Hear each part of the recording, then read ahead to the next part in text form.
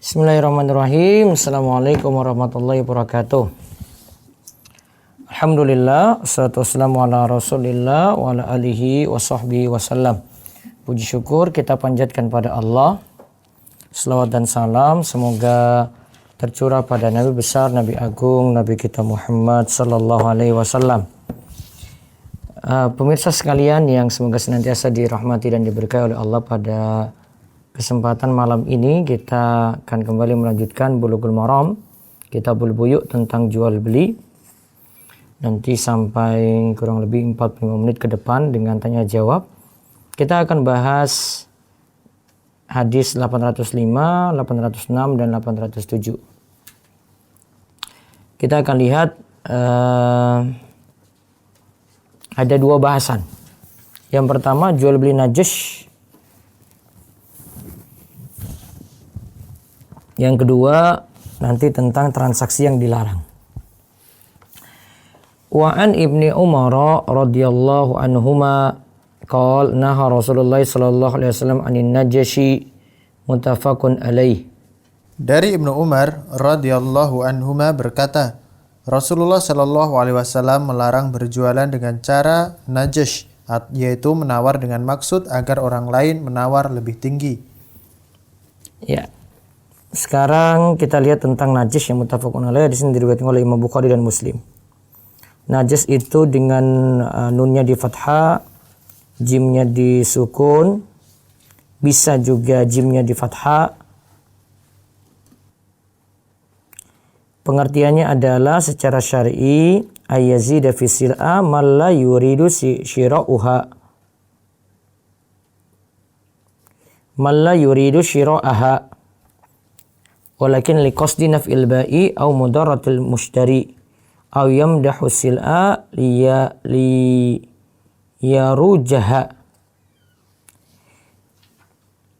Secara istilah najis adalah menambah harga barang oleh orang yang tidak punya niatan membeli. Dia tidak punya niatan membeli.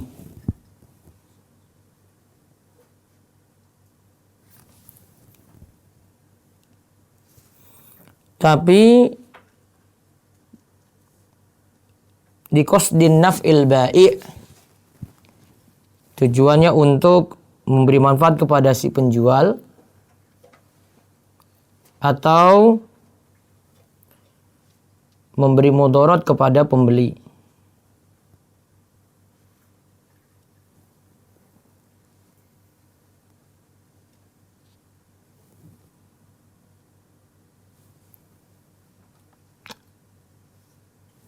Ada juga di sini disebut lagi atau memuji barang supaya orang tertarik membeli.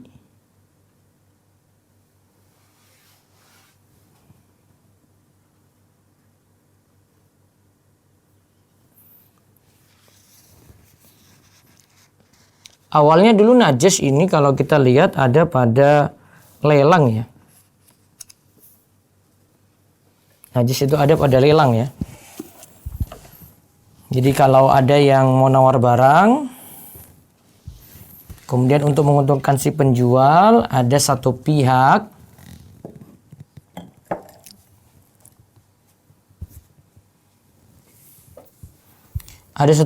yang menaikkan harga barang. Jadi pura-pura mau nawar gitu. Oh saya berani dengan harga sekian gitu. Akhirnya yang menginginkan barang tadi juga berusaha untuk menawar lebih. Padahal yang tadi sengaja tawar pertama itu tidak punya niatan membeli barang. Jadi kita ulang, kalau najis berarti ada berapa salah di sini najis ya. Najis menambah harga barang ya tadi ya. Tujuannya nanti nambah harga barang karena pingin keuntungan jadi lebih besar gitu ya. Oleh orang yang tidak punya niatan untuk membeli.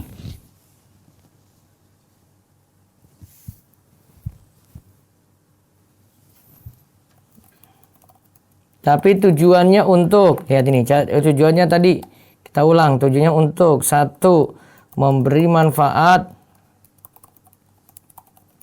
pada pembeli ya. Maaf, memberi manfaat pada penjual dulu ya, penjual, atau memberi mudorot. Memberi mudorot pada pembeli. Memberi mudarat pada pembeli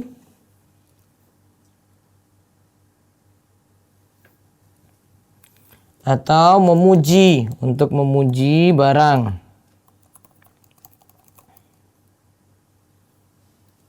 Ya, kita katakan tak sesuai kenyataan ya. Tujuannya tadi biar harga naik.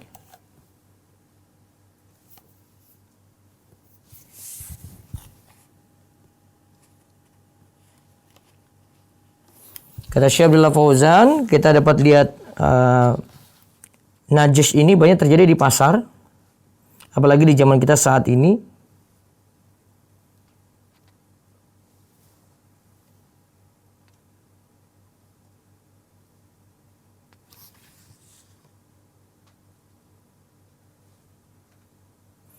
Contoh kalau penjual itu bilang gini, ana ishtara itu hadhihi sil'ah bikadza wa huwa kadhibun. Saya sudah beli barang ini dengan harga sekian. Atau dia sebutkan modal ya. Contoh, kita sebutkan contoh aja. Contoh,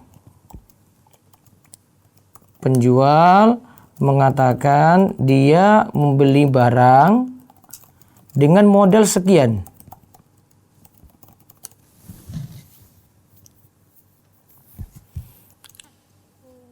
Tetapi itu untuk mengelabui si pembeli. Sehingga si pembeli membeli dengan harga tinggi.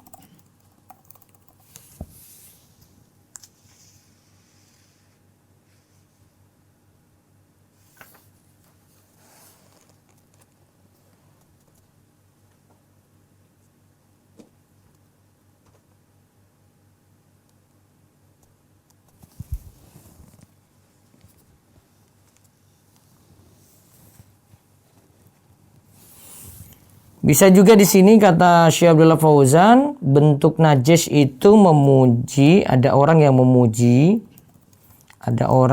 memuji, suatu barang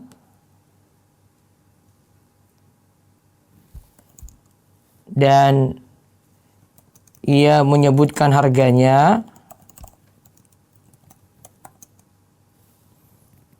lalu ternyata ia tidak jadi membeli.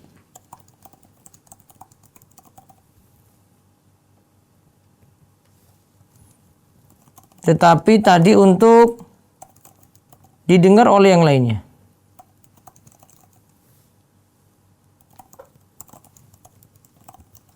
Sehingga dari sini harga bertambah.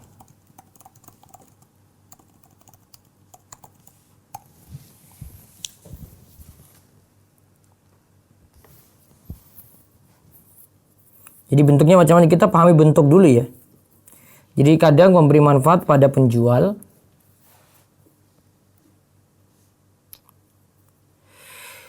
Misalnya dia kalau di online ini saya bisa beri contoh ya. Ada mengelabui dengan memberikan info yang fake gitu, info yang tidak benar. Jadi misalnya suatu barang kalau di marketplace itu kita dapat tahu barang yang terjual itu sekian. Biasa sudah tertera itu di bawah barang itu ada tertera ya. Saya jual buku. Nanti kalau di sini misalnya tertulis 6 terjual, nah berarti memang terjual 6. Karena orang tahu kan kalau misalnya 6 masih sedikit nih. Nah, kalau 60 terjual, ini berarti ini buku laris banget nih.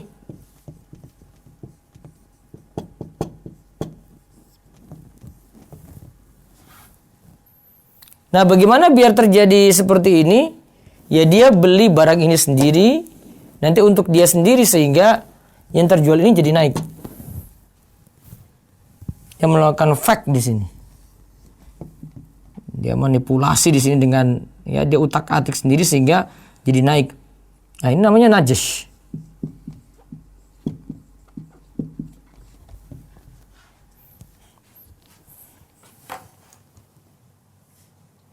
Memberi mudarat pada pembeli, naiknya harga tadi memberi mudarat pada pembeli. Iya. Karena dia bilang ini buku laris, harganya dia naikkan, akhirnya si pembeli jadi mudarat. Atau memberi pujian pada barang tak sesuai kenyataan. Jadi di sini biasanya ada kolom komen kan. Nah, di online ya. Tolong berikan testimoni. Biasanya kalau sudah barang itu dibeli, testimoni di sini ada nih.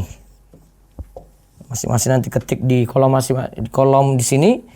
Oh, dia puji pembelian tadi, puji lagi itu. Kalau itu tidak sesuai kenyataan, mungkin dia suruh teman untuk beri komentar sendiri.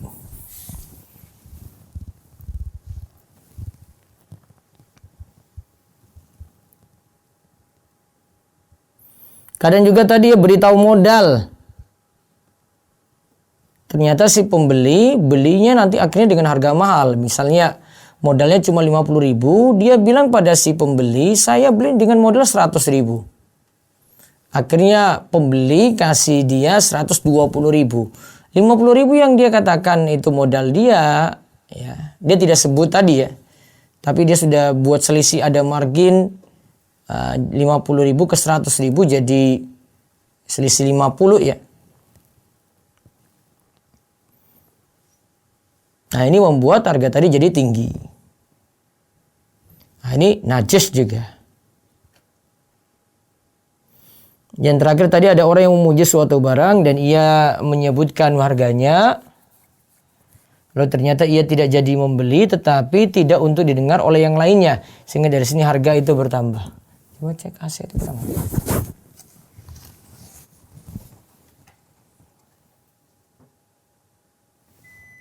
Nah, kesimpulannya dari hadis ini, faedah hadis. 1. Diharamkan jual beli najis.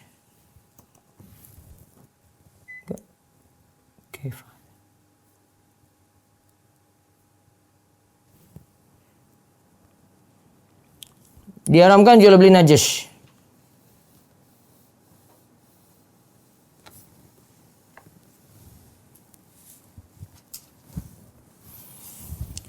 Namun dengan catatan di sini, jika terjadi penambahan di atas harga standar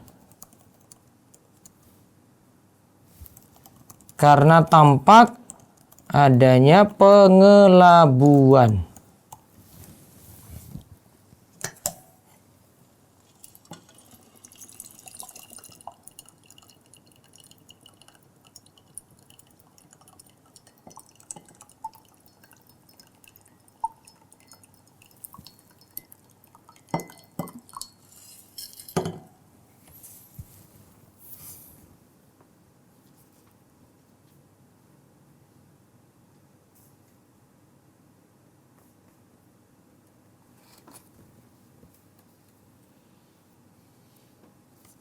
Kemudian sekarang masalahnya kalau bagaimana jika dinaikkan sama dengan harga standar.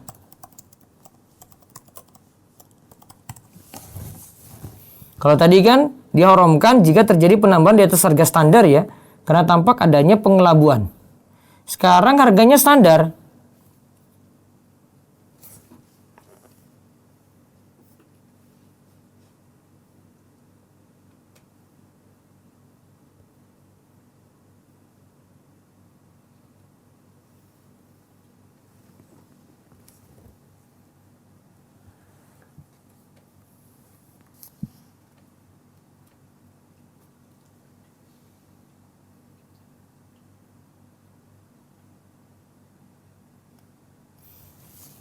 Bagaimana jika dinaikkan sama dengan harga standar?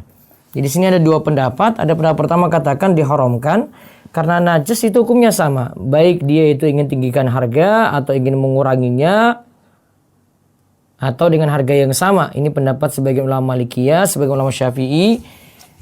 Mereka berdalil dengan hadis ini di dalam bab ini.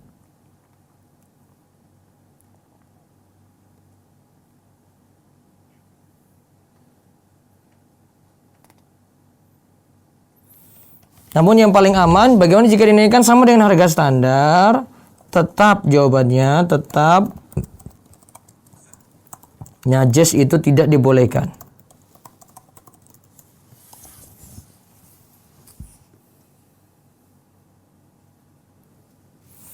Nah sekarang apa pengaruh najis pada akad?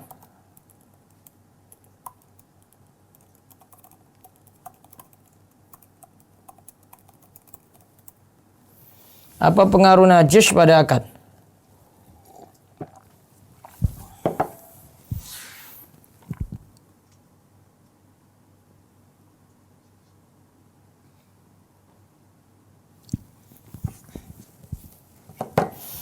Pertama ada pendapat yang mengatakan, ada beberapa pendapat di sini ya, jual belinya jadi batal. Ini pendapat dari tabi'in seperti Umar bin Abdul Aziz dan mazhab Zuhairi, dan ada yang berpendapat akadnya tetap sah dan pembeli tidak punya hak khiyar.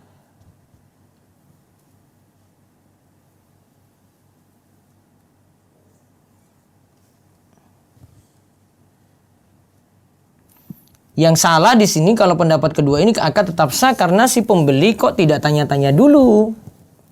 Kok sampai dia ketipu dengan harga itu yang tinggi gara-gara najis tadi.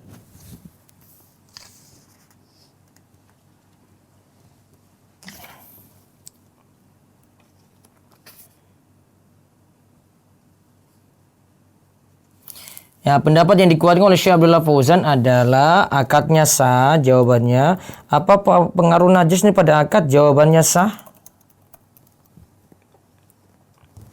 Jadi seandainya terjadi tadi ya, harga kok naik gara-gara banyak testimoni yang gak benar gitu.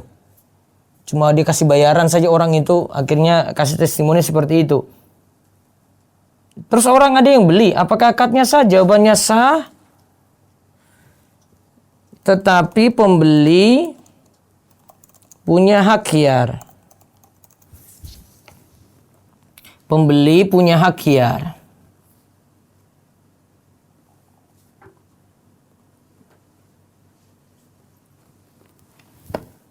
Nah, itu pendapat yang lebih kuat dalam masalah ini. Baik, kita baca satu hadis lagi. Ini dua hadis sekaligus dari Jabir bin Abdullah. Ini bentuk jual beli yang terlarang. Jabir bin Abdullah dan hadis Anas. Monggo. Saya baca dulu hadisnya. An Jabir bin Abdullah radhiyallahu anhuma anna Nabiy sallallahu alaihi wasallam naha anil mukhaqalah wal muzabanah wal mukhabarah wa anisunya ila an tu'lama rawahul khamsatu ila Ibnu Majah wa sahahu at-Tirmidzi wa an Anas radhiyallahu anhu qala naha Rasulullah sallallahu alaihi wasallam anil muhaqalah wal mukhadara wal mulamasa wal munabadha wal muzabana rawahul Bukhari. Dari Jabir bin Abdullah radhiyallahu anhu bahwa Nabi sallallahu alaihi wasallam melarang jual beli dengan cara muhaqalah, menjual biji atau tanaman dengan burungan yang masih samar ukurannya, muzabana, menjual buah yang masih segar dengan yang sudah kering dengan takaran, mukhabarah, menyewakan tanah untuk ditanami tumbuhan dengan syarat si pemilik tanah mendapat keuntungan setengah atau lebih dari hasilnya, dan sunya, penjualan dengan memakai pengecualian kecuali jika ia jelas. Ya, di sini diriwayatkan oleh yang 5 kecuali Ibnu Majah dan disebutkan oleh Tirmidzi. Terus dari Anas. Dari Anas radhiyallahu anhu berkata, Rasulullah sallallahu alaihi wasallam melarang jual beli dengan cara muhaqalah, mukhadarah, menjual buah-buahan yang belum masak yang belum tentu bisa dimakan, mulamasa, menjual sesuatu dengan hanya menyentuh, munabazah, membeli sesuatu dengan sekedar lemparan, dan muzabanah.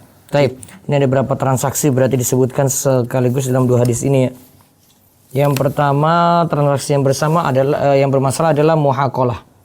Kita catat dulu beberapa transaksi yang bermasalah.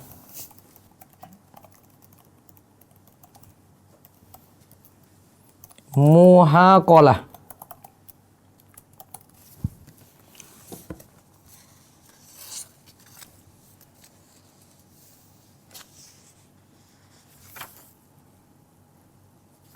Kalau diterjemahin di sini muhaqalah itu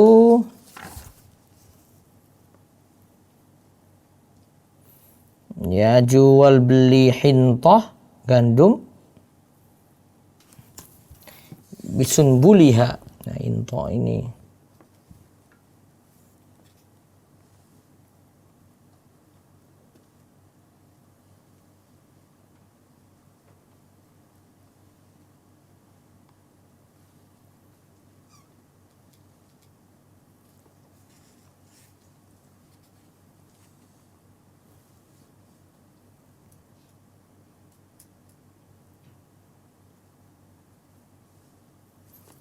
gandum ini atau biji tanaman ya.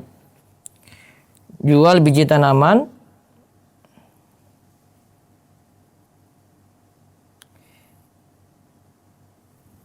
dengan apa istilahnya? Sunbul itu kalau padi itu dia punya gabah. Gandum itu apa istilahnya? Sunbul.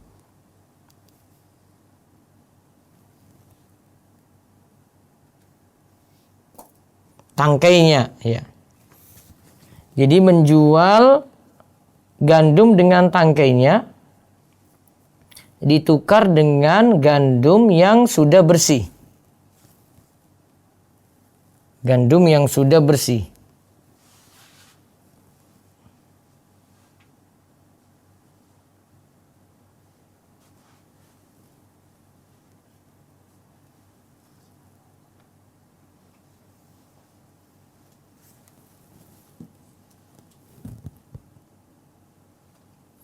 Ya, dengan yang sudah bersih dari jerami berarti ya. Jadi ada gandum yang masih ada jeraminya, itu ditukar dengan yang sudah bersih dari jerami. Itu muhaqalah, itu jual beli gandum yang masih ada jerami ditukar dengan yang tidak ada jeraminya.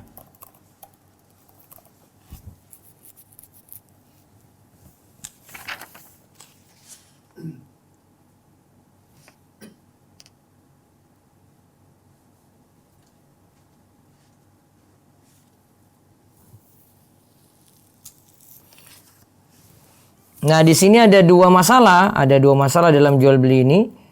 Ada dua masalah. Itu pertama, lihat ya masalahnya ya. Yang pertama itu ada ketidakjelasan atau istilahnya itu jahalah. Dan yang kedua itu ada riba.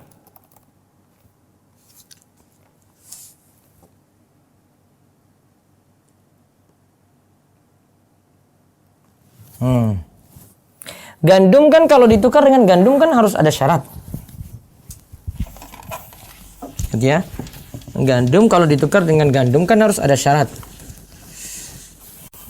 Yang pertama tunai, yang kedua ini gandum barter dengan gandum ya.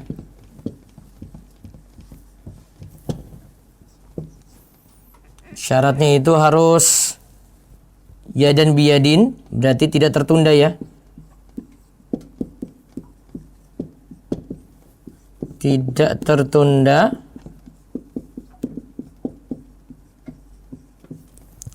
Terus yang kedua, jumlah sama.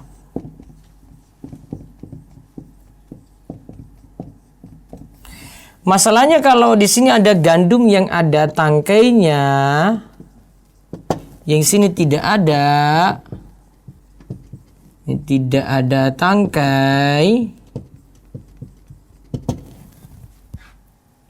Kan nggak jelas. Ini nanti berapa kilonya nggak jelas. Ini berapa kilonya nggak jelas gitu. Beda kalau ini dikiloin dulu, ditukar dengan yang ini baru jelas. Berarti ada ketidakjelasan, terus ada apa? Riba. Ribanya kenapa? Karena jumlah tidak sama. Ada kelebihan di sini. Kalau jumlah tidak sama berarti jatuh dalam riba fadl.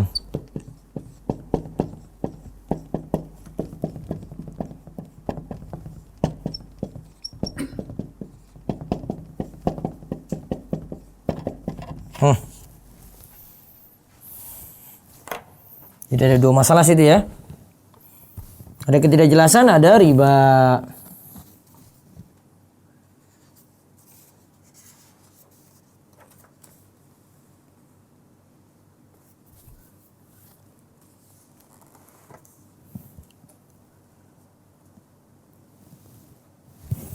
Terus yang kedua itu jual beli apa namanya?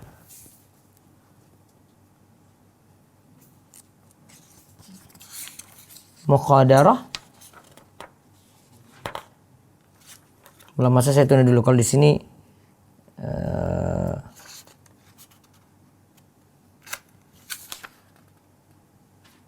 tadi ada muhaqalah ya kan? Nah, sekarang muzabanah. Kalau di teks itu muzabanah. Oh, di hadis itu tadi ya, Jabir ya. Sekarang muzabanah.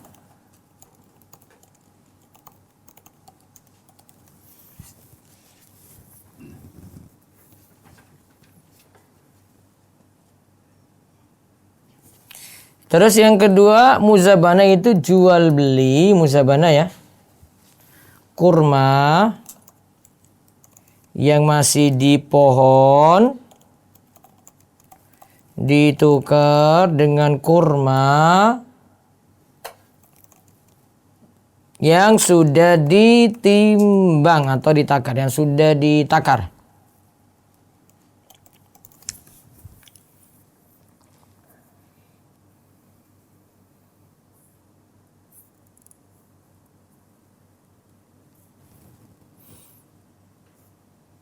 Nah, coba lihat juga. Sini ada masalahnya apa coba?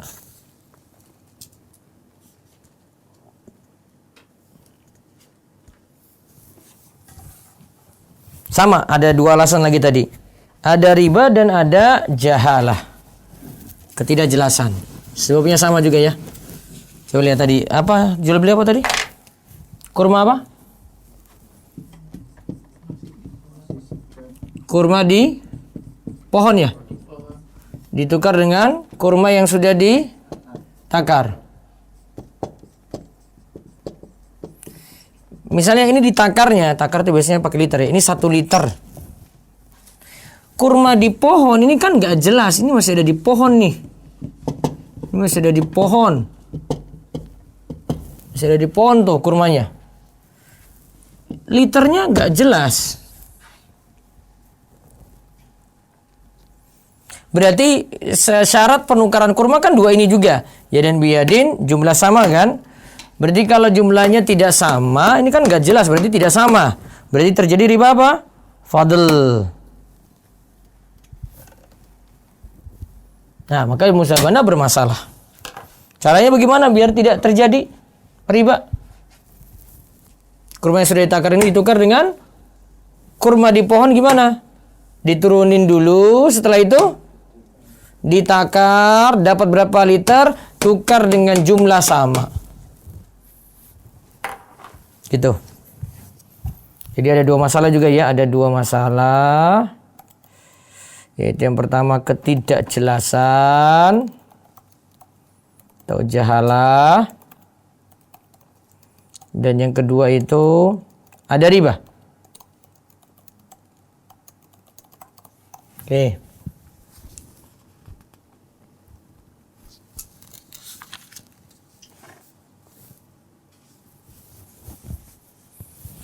Kemudian ada lagi nanti mukhabarah.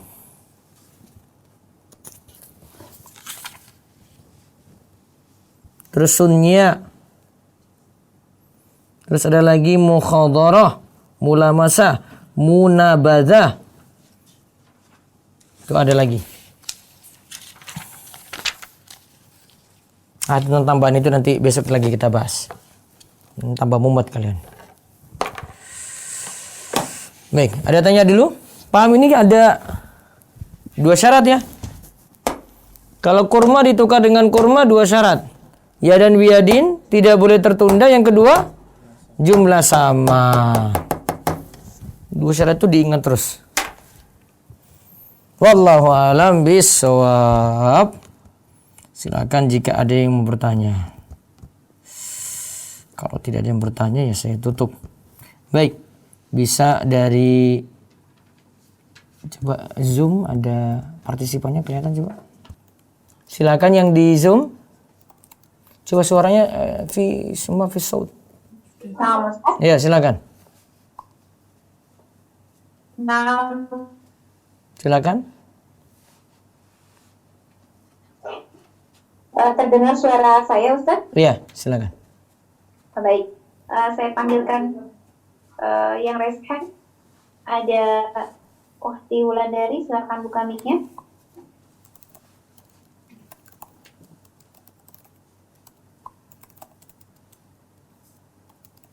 Silakan. Atau Umu Yasmin?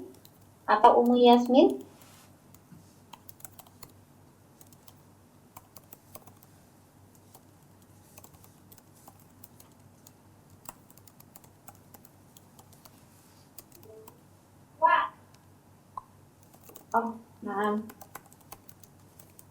Sebentar.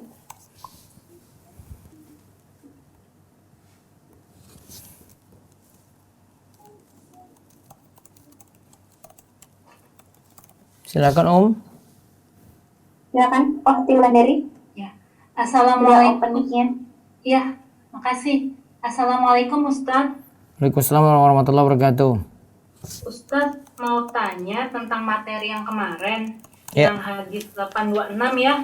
Kan itu kasusnya itu yang kemarin contohnya Maulana Masidik ya.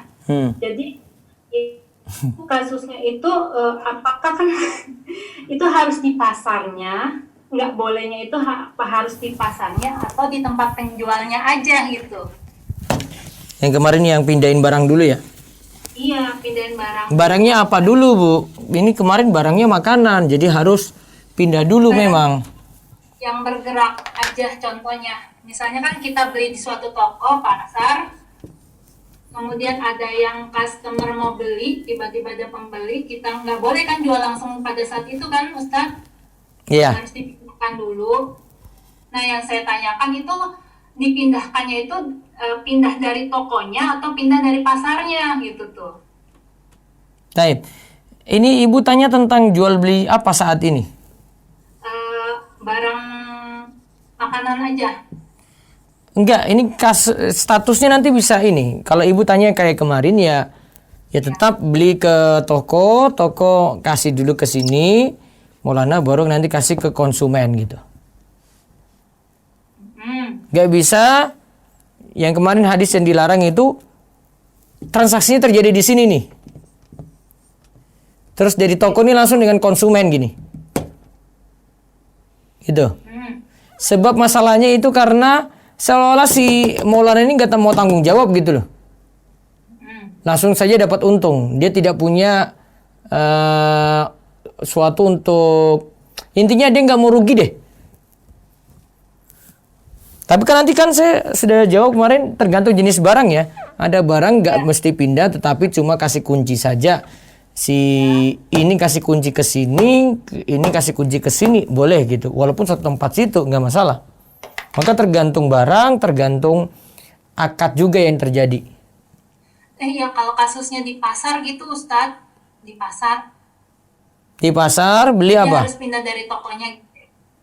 Beli barang kayak makanan atau apa, grosiran kayak gitu. Jadi Ibu beli ke toko, terus si konsumen di toko juga itu Ibu kasih ke dia. Iya, pada saat di tokonya itu. Nah, berarti Ibu kalau secara ini sudah dikatakan kobetnya di sini, sudah jadi barang milik Ibu, mau jual lagi di situ nggak masalah. Oh, Kobetnya. ya kobetnya. Kobetnya serah terimanya di sini Ibu sudah pegang berarti. Ya. Oke, jadi yang penting intinya kobetnya kan, bukan lokasinya jadi. Bukan. Qobdnya. Nanti qobd tergantung masing-masing barang. Oke. Lalu saya mau tanya lagi yang hadis 827. Ya. Nah, yang kasusnya itu, maaf ya Ustadz nanya tentang materi, soalnya saya masih belum paham. Nah, yang ini kalau misalnya kasusnya kan kemarin tuh dinar ditukar sama dirham kan. Lalu kalau misalnya kasusnya pas kita ketika umroh tuh Ustadz, biasanya kan kita punya real, terus teman saya misalnya minjem realnya nanti dibayar rupiah ya, dibayar rupiah kayak gitu. Di Indonesia itu boleh atau enggak sih? Misalnya pinjam real tanggal 1. Iya. Kembalikan mau bayar rupiah tanggal 20. Misalnya ya. Iya. Realnya pinjam 100 real gitu ya. Iya. Nah, kan kalau mau aman ya sudah kembalikan 100 real. Tanggal 20 ini kan. Tapi si ini nggak mau ganti rupiah gitu. Iya. Berarti 100 real ini kalau dirupiahkan tanggal 20 berapa? 4.000. 4.000 kali 100 lah. Nah, berapa? 400.000. 400.000. Berarti 400.000 dikasih. Walaupun di tanggal 1 misalnya real lagi naik-naik nih 4.200.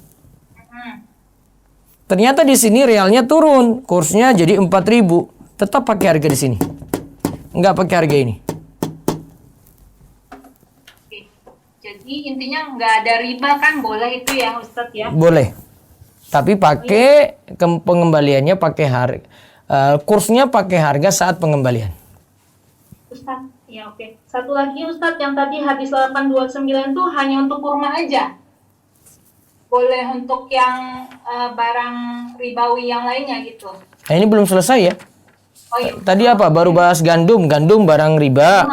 Kurma kan? Kurma barang riba. Tapi kalau barang yang lain ya nggak masuk sini. Oh gitu. Iya. Ya, Bang. Baik Ustadz, terima kasih. Jazakallahu khairan. Iya, Gom.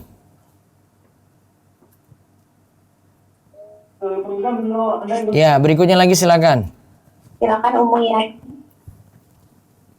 Umu Yasmin. Waalaikumsalam warahmatullahi wabarakatuh. Silakan. Ustadz, kalau beli barang inden itu boleh nggak ya? Misalnya kayak beli mobil kan inden, DP sekian inden dulu, nanti kalau udah ada barangnya udah datang baru ambil mobil bayar dulu. Itu gimana Ustadz? Inden dulu, uang di muka. Sebagai DP aja misalnya, iya. Biasanya itu kan dia cari barang dulu ke cabang lain kan? Misalnya dia kan kalau di daerah itu Ustadz kan nggak ada stok gitu kan, terus dia pesan dulu ke Jakarta misalnya. Jadi dia nggak nyetok gitu, saat ada yang minta baru dia pesan. Jadi caranya bayar DP dulu. Dia cari barang ke siapa itu? Nyari barang ke, misalnya kalau dari ke kota besar yang bisa ke Jakarta Ustadz gitu, belinya. Misalkan beli mobil di dealer gitu, dealer itu dia tidak nyetok gitu mobilnya. Kalau dealer dia bisa cari ke cabangnya, ke cabang yang lain gitu, kan nggak masalah. Dia sama saja beli di tempat dia berarti Bu. Oh berarti boleh ya Ustadz ya? Boleh. Nggak, kalau kasus yang lain lagi, taruhlah dia masih cari barang di tempat lain ya, bukan di cabangnya gitu, jadi tidak ada sangkut pautnya dengan dia. Nanti pakai akad salam. Tapi konsekuensi akad salam itu uang harus di muka semua, nggak boleh pakai DP. Gitu. Kalau tidak bisa pakai uang tadi, sifatnya uang dulu di muka sebagian, tapi uang ini tidak mengikat. Nanti kalau barang ternyata tidak ada, uang dikembalikan utuh. Seandainya yang mau beli itu batalin, ya sudah tidak ada pemotongan DP gitu. Itu yang lebih aman. Jadi ada dua solusi tadi ya. Yang pertama dengan akad salam. Tapi masalahnya uang harus di muka semua, Bu. Atau yang kedua tadi cuma menahan uang saja. Tapi uang ini tidak sifatnya mengikat gitu. Belum mengikat jual beli. Artinya konsumen bisa sewaktu-waktu batalin. Tetapi tidak ada pemotongan uang muka tadi. Oh gitu ya Ustaz. Iya, dua cara ini. Tapi kalau itu dari dealer terus cari di misalnya Jogja, dia cari ke Semarang, ya itu kan punya mereka juga. Maksudnya satu jaringan gitu. Nggak ada di sini, dia harus inden dulu, cari di Semarang misalnya. Ya sama saja. Ini dia dealer A, cari juga di dealer A gitu. Berarti kan barang dia. Berarti boleh ya Ustaz Boleh. ya.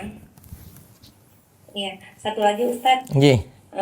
Jadi kan kalau beli buku anak-anak nih Ustaz, Ya. kayak komik Islami anak-anak atau kisah-kisah Nabi itu kan bergambar Ustaz. Nah kadang kan nyari buku yang gambarnya tidak sempurna itu sulit Ustaz. Banyakan kan buku komik anak-anak itu gambarnya sempurna. Nah itu gimana ya Ustaz? Kadang-kadang saya nggak ngelarang anak, apalagi mereka tuh udah nabung untuk beli buku, udah planning mau beli buku ini, punya buku favorit sendiri. Nah itu gimana Ustaz? Masih boleh untuk anak-anak. Alasan pertama, nanti dimisalkan gambar-gambar tadi seperti boneka gitu. Jadi untuk anak-anak untuk gambar masih diberi keringanan ya. Jadi dalam pembahasan gambar itu asalnya tidak boleh gambar patung gitu ya. Tetapi jumhur ulama itu masih membolehkan gambar untuk anak-anak dengan tujuan mereka bisa belajar. Kalau dengan boneka itu sifat anak perempuan bisa timbul kasih sayang gitu, menyayangi, maka diberi keringanan untuk itu. Karena Aisyah punya boneka dulu dengan kuda yang bersayap dan Nabi biarkan. Masih boleh ya Ustaz? Masih boleh. Nah kalau misalnya kita punya buku di rumah terus bergambar dengan makhluk hidup sempurna itu gimana Ustaz? Misalnya buku bukan anak-anak sih, buku disimpan saja tanpa dipajang pada tempat tertentu. gitu. Disimpan. Oh masih boleh ya Iya. disimpan. Iya. Baik Ustaz, jazakallah khair. Waalaikumsalam. Ya silakan lagi berikutnya. Baik, selanjutnya ada Ukti ini. Iya. Assalamualaikum warahmatullahi wabarakatuh, Ustaz. Waalaikumsalam warahmatullahi wabarakatuh. Begini Ustaz, mau menyambung pertanyaan saya yang semalam tentang pagang gadai. Nah, jadi si pemilik sawahnya ini tuh mau ngejual sawahnya, jadi jual beli jadinya gitu Ustaz. Tapi dia tuh kan menjualnya ke si yang pemberi pinjaman tadi gitu Ustaz. Dengan syarat tapi Ustaz, misalkan suatu saat nanti si ahli warisnya yang punya sawah ini mau beli lagi sawah itu, bisa nggak misalkan jual belinya bersyarat kayak gitu Ustaz? Jadi awalnya kan tadi kan pagang gadai itu ya ada yang minjam duit, jadi dijaminannya sawah. Nah sawahnya ini kan sama yang si pemberi pinjaman kan itu riba ya. Iya. Nah, kita sudah kan Ustaz bilang coba berembuk dulu semalam yang saya tanyakan itu, coba berembuk dulu gimana ini antar keluarga gitu. Nah dari yang pemilik sawah ini yang punya sawah, nah dia maunya ya udah dijual, cuma nanti bisa nggak kalau misalkan dari anaknya gitu mau sawah itu lagi, bisa nggak beli lagi sawah itu, jadi si sawah itu jangan dijual ke yang lain gitu, bersyarat kayak gitu jadinya. Jual belinya jadinya gitu, bisa nggak sih? jadi sudahlah itu jadi barang gadai ya. Sudah dipegang oleh orang yang memberikan pinjaman. Ya.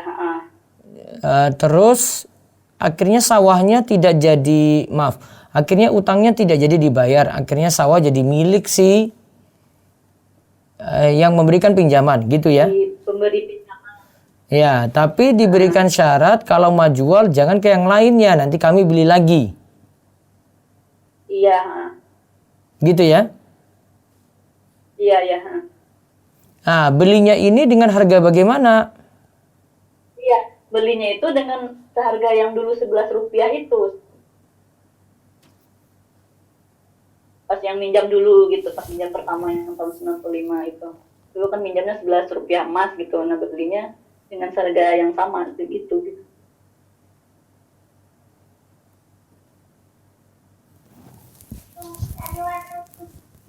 Kenapa tidak beli dengan harga saat ini?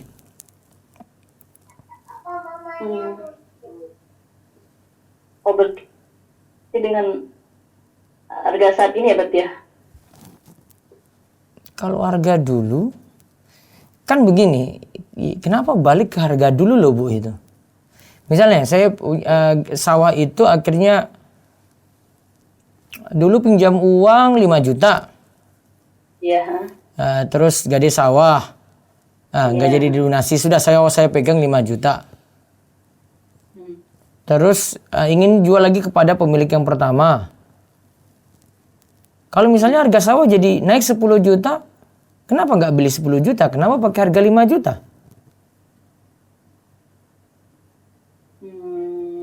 Nggak rugikan orang yang sudah miliki gitu, Bu.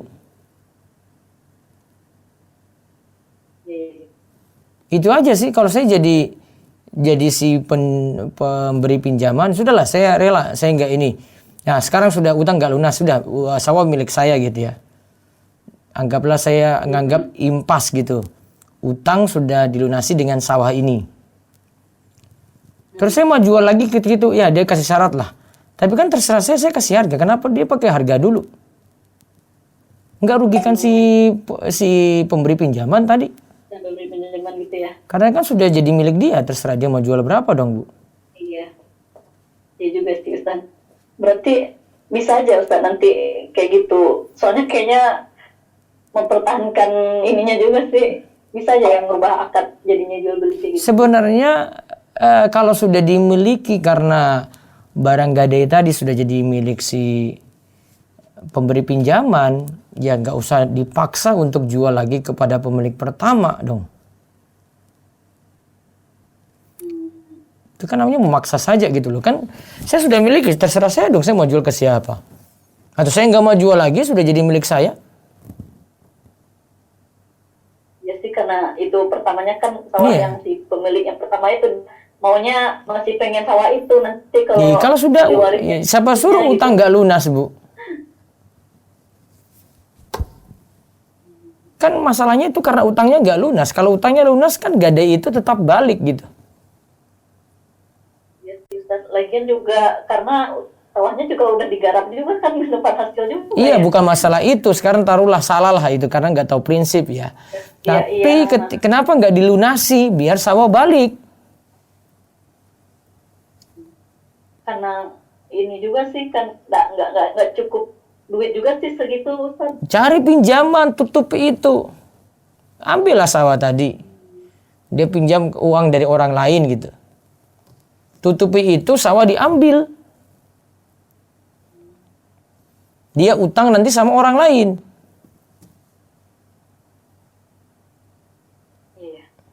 Iya kan? Karena tadi kenapa saya menolak ini? Seolah-olah dipaksa, kan jual dipaksa nggak boleh, jual beli dipaksa nggak boleh, Bu. Jual beli itu harus illa antakuna tijaratan antara minkum. Jual belinya harus saling ridho. Kok dipaksa harus pakai syarat kayak gitu? Namanya paksa itu, Bu. Berarti sebenarnya ya nggak sah kayak gitu ya. Saya jual barang nih, saya sudah punya ini. Saya sudah punya barang nih.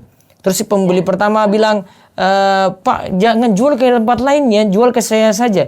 Ih ngapain, saya sudah memiliki barang kok. Iya. Kok diatur-atur gitu. Paham ya? Baiklah Ustaz. Baik. Ya, jadi saya sampaikan lagi. Kasih Ustaz. Ji. Assalamualaikum warahmatullahi wabarakatuh. Waalaikumsalam warahmatullahi wabarakatuh. Baik, satu lagi dari Zoom. Boleh via chat Ustaz? Ya, silakan.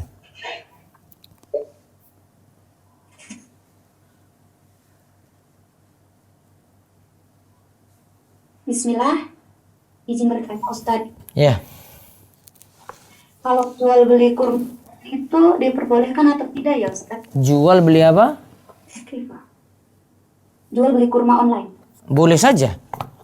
Beda dengan emasnya, karena emas itu kalau jual beli emas berarti uang ditukar emas. Uang ditukar emas harus ada syarat ya dan biadin. Kalau ada yang tertunda maka tidak terpenuhi syarat ini, maka riba yang terjadi riba nasiah. Sedangkan kalau beli kurma itu berarti menukar uang dengan kurma. Menukar uang dengan kurma tidak pakai syarat ya dan biadin lagi gitu. Jadi jangan nganggap semua barang ribawi kalau mau dibeli jadi harus ya dan biadin, enggak. Gitu ya. Terus berikutnya.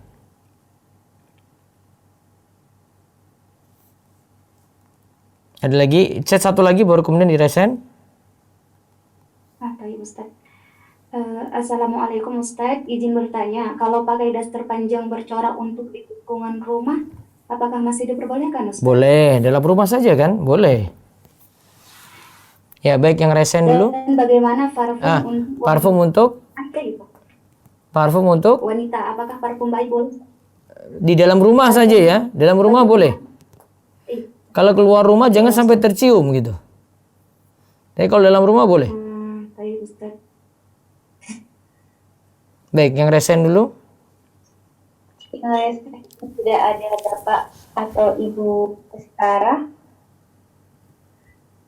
Assalamualaikum Ustaz. Waalaikumsalam warahmatullahi wabarakatuh. Silakan. Izin bertanya, jika buka rekening bank syariah lalu diberi hadiah, bagaimana aku mau memanfaatkan hadiahnya tersebut? Tidak boleh riba. Ribanya karena menabung awal itu ya Ustaz. Karena punya simpanan di situ terus dapat hadiah, berarti dapat manfaat. Coba kalau nggak ada tabungan dapat hadiah nggak? Enggak. Nggak, berarti riba. Jazakallahu khairan Ustaz. Waalaikumsalam. Berikutnya lagi silakan. Ada Bapak Iqbal. Assalamualaikum Ustaz. Waalaikumsalam warahmatullahi wabarakatuh. Afwan Ustaz, pertanyaan saya tadi hampir mirip dengan pertanyaan tadi Ya, tentang barang untuk anak-anak. ya. Ini saya ditanyakan di sini Ustaz, jika karakter di gambar tersebut ceritanya punya kekuatan gitu Ustaz, apakah sama dibolehkan Ustaz? Misalkan Spider-Man Ustaz gitu. Dihindari lebih baik. Dihindari lagi Ustaz. Iya. Kalau tadi tanya komik karena tertutup ya. Kalau di baju kemudian pakai gitu kan terbuka gitu. Kalau komik itu kan di dalam buku. Di dalam. Jadi tidak boleh dijual ya Ustaz ya? Lebih aman tidak? Cari yang polos saja atau gambar yang lain gitu, gambar orang. Oh ya Ustaz, syukran. Baik, berikutnya lagi. Ada Okti Indah. Assalamualaikum Ustaz. Ya, waalaikumsalam warahmatullahi wabarakatuh. Ustaz, saya langsung tanya 2 pertanyaan boleh? Iya, silakan.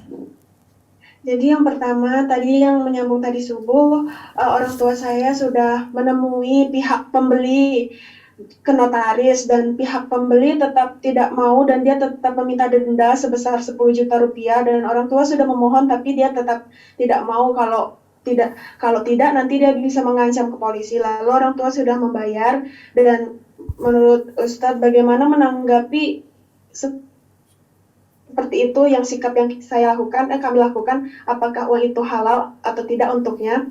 Dan yang kedua, saya sudah kejadian beberapa kali, memang sebelumnya saya ada keinginan membeli tanah, jadi sudah DP beberapa kali saat membeli tanah, tapi qadarullah emang lingkungannya itu ternyata pas ditelusuri tidak sesuai harapan, jadi DP itu hilang, jadi uangnya tuh cuma kayak hilang cuma-cuma, terus habis itu ingin usaha, uang tabungan itu diberikan produk Ya, baik. baru. Stop dulu. Yang pertama apa tadi? Biar saya nggak tumpuk pertanyaannya. Jadi yang pertama tadi si pihak pembeli. Saya sudah paham. Intinya apa tadi? Itu Jangan terlalu panjang apakah- lagi gitu. Saya sudah tahu cerita. Biar waktu ini.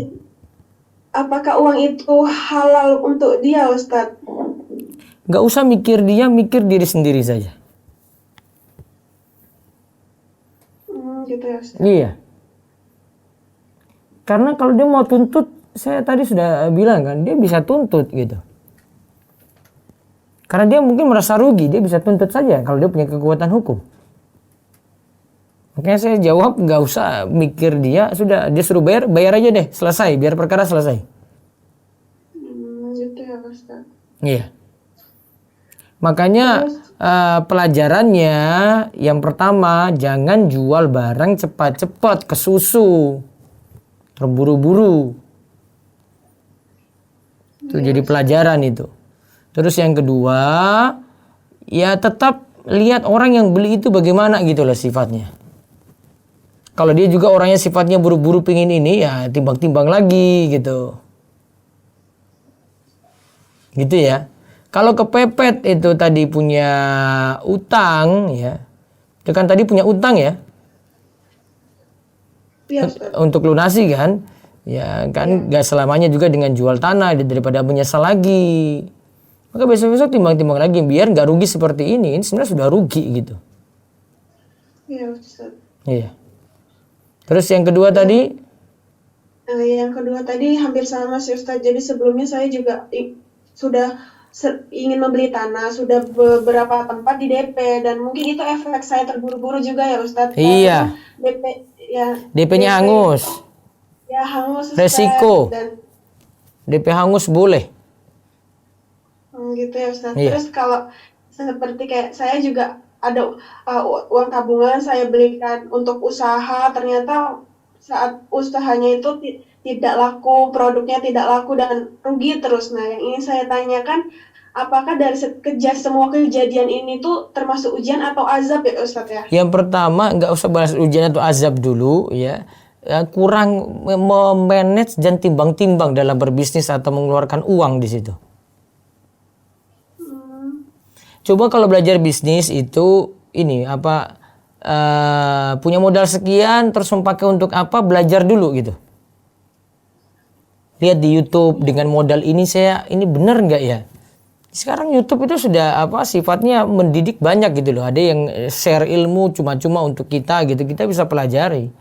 Saya kadang belajar bisnis dari YouTube aja. Oh cari ini bisnis apa gitu. Belajar dari situ bisa. Jadi banyak belajar. Jadi jangan prioritas ilmu agama saja. Kalau memang ada tujuan untuk berbisnis ya belajar dulu, pelajari dulu, baru keluarkan uang tadi gitu. Kayaknya sifat terburu-burunya pada apa-apa ya ini kesimpulan saya itu. Sehingga ujung-ujungnya nanti nyesal belakangan gitu. Gak boleh. Iya, Ustaz. Cukup ya? Oh ya cukup. Sekarang Ustaz. Jazakum khair. Berikutnya lagi. Tuku Delo, silakan buka mic-nya.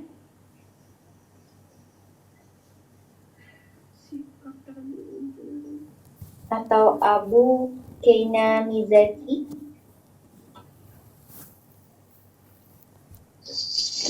Assalamualaikum Ustaz. Waalaikumsalam warahmatullahi wabarakatuh. Silakan.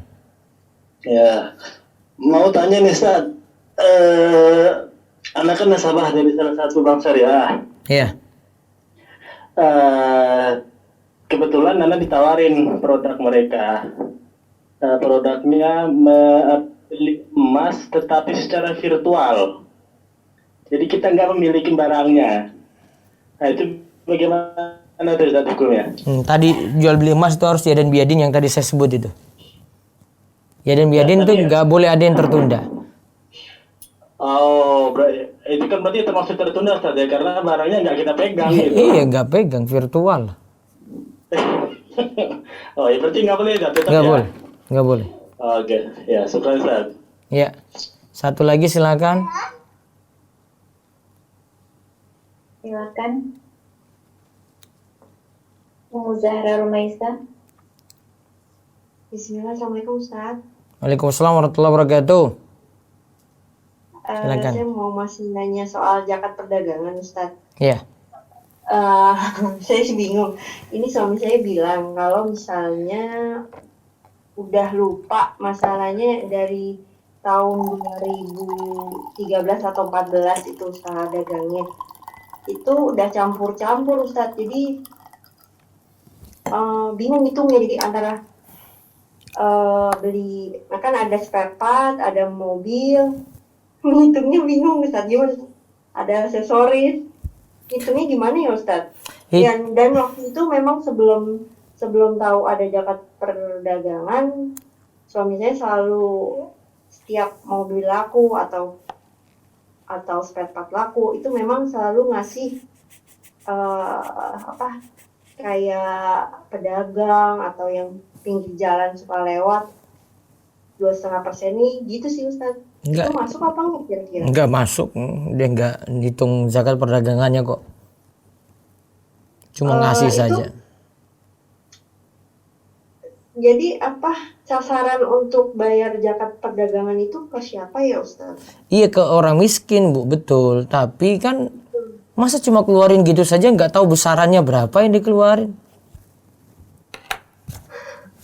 Masa saya cuma datang bawa uang ini sudah zakat saya? Ngapain kayak begini? Ya dihitung sehingga tahu yang dikeluarkan. Saya butuh keluarkan zakat 10 juta, ya 10 juta yang dibagi gitu. Kalau kayak gitu kan semau dia. Mau zakat, sudah saya mau zakat nih keluarin gitu. Iya, kalau tahu besaran zakatnya, ini nggak tahu besaran zakat. Siapa tahu ada yang belum dikeluarkan, padahal itu wajib untuk dia keluarkan. Misalnya barangnya itu udah laku sebelum setahun itu. Nah, ini saya kasih solusi saja Bu yang ini. Ini beda. Tapi kalau cara tadi bayarnya kayak gitu nggak tepat Bu. Cara bayar ya. Saya baru cara bayar. Ini belum cara hitung ya.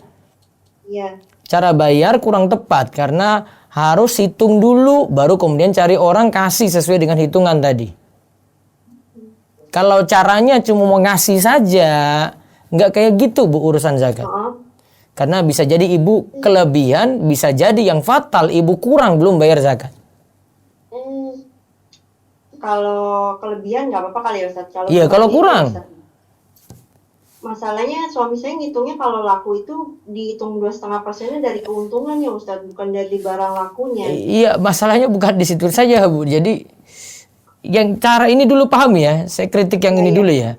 Jadi tolong diperbaiki nanti cara perhitungannya, cara penyalurannya gitu. Jadi nggak seperti itu. Jadi diatur, saya hitung dulu, baru saya salurkan sebesar hasil hitungan saya. Nah sekarang kita bahas yang barang dagangannya tadi. Taruhlah ibu punya tabungan untuk usaha ini atau tidak? Ada. Nah nggak usah pikir yang masuk, nggak usah pikir yang keluar berapa, mikir tabungan itu saja tadi. Iya, lalu itu usaha tadi sudah berjalan berapa tahun, tiap tahunnya itu dihitung dari tabungan itu. Oh baik. Jadi ingat kunci utama zakat itu jangan hitung dari pemasukan. Gak boleh hitung kayak begitu itu. Jangan hitung dari pengeluaran, namun zakat itu dihitung yang tersimpan berapa. Oh, jadi tabungan yang tersimpan Nah, saat ini. Iya. Lalu dihitung kira-kira itu 2,5% dari tabungan. Misalnya di tahun pertama saya punya simpanan dari usaha ini ada 10 juta, berarti 2,5% dari 10 juta. Di tahun kedua 10 juta tadi jadi 20 juta, berarti 2,5% dari 20 juta. Di tahun ketiga jadi 50 juta, berarti 2,5% dari 50 juta. Di tahun ke-10, tiap tahun dihitung ya, sampai tahun ke-10 ada 100 juta, berarti 2,5% dari 100 juta. Baik. Berarti mesti ingat-ingat buku. Iya, dilebihkan nggak apa-apa, yang penting ada hitungan kayak begitu. Baik. Kalau sudah terkumpul hitungan.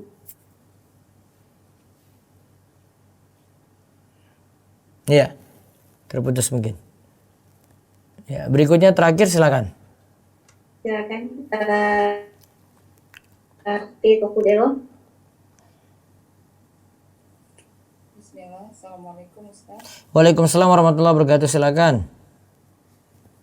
Ustaz mau bertanya perihal reseller Ustaz. Iya. Kalau seandainya kita sudah pernah membeli satu barang dan kita sudah mengenal kualitas barang tersebut, kemudian di kemudian hari kita menjadi reseller atas produk tersebut tanpa kita memiliki barang itu terlebih dahulu, karena kita sudah kenal dengan produsennya sehingga kita produsen juga meminta kita untuk menawarkan barang dia dan kita diminta menjadi reseller dia. Nah, kita mendapat keuntungan dari hasil menjual barang tersebut. Namun barang tersebut kita kirimkan langsung dari tempat produsen langsung ke konsumen, sehingga tidak mampir ke tempat reseller. Berarti dropshipper jadinya. Iya, seperti itu kurang lebih. Iya. Itu gimana Ustaz? Boleh kalau sudah ada kerjasama. Oh, kalau sudah ada kerjasama boleh. Boleh. Tapi kadang ada beberapa barang yang kita disuruh naikin harga sendiri sama dia. Boleh. Boleh ya? Boleh. Oh iya, oke. Kalau misalnya kita kerjasama, misal saya punya usaha sama suami, cuma kita punya tempat penyimpanan yang berbeda gitu. Karena keterbatasan tempat di satu area, kemudian kita melakukan pengiriman barang itu tidak selalu misalnya dari daerah Jakarta Timur, kemudian ada lagi di daerah Jakarta Barat.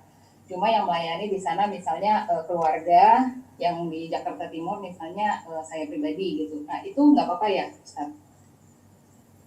Barangnya sama yang dijual, hanya saja pengirimannya dari tempat yang berbeda. Pemiliknya sama. Pemiliknya sama, keluarga, Boleh. keluarga suami gitu. Nah saya menjualkan. Boleh. Boleh. Oh iya. Terima kasih Ustaz. Jazakallah khair. Wa iyyakum. Waalaikumsalam warahmatullahi wabarakatuh. Baik, kami cukupkan sudah 9:30. Insyaallah kita akan ketemu lagi pada pembahasan besok pagi. Serial kedua perhiasan wanita. Yang belum memiliki silakan beli di Review Store, Romaisa Store, dan di Marketplace Shopee, Tokopedia, dan Bukalapak. Ya, semoga bisa terus istiqomah dan Allah berikan tambahan kita ilmu yang bermanfaat. Tutup dengan doa kafaratul majelis. Subhanakallahumma bihamdika asyhadu an la ilaha illa anta astaghfiruka wa atubu ilaik. Assalamualaikum warahmatullahi wabarakatuh.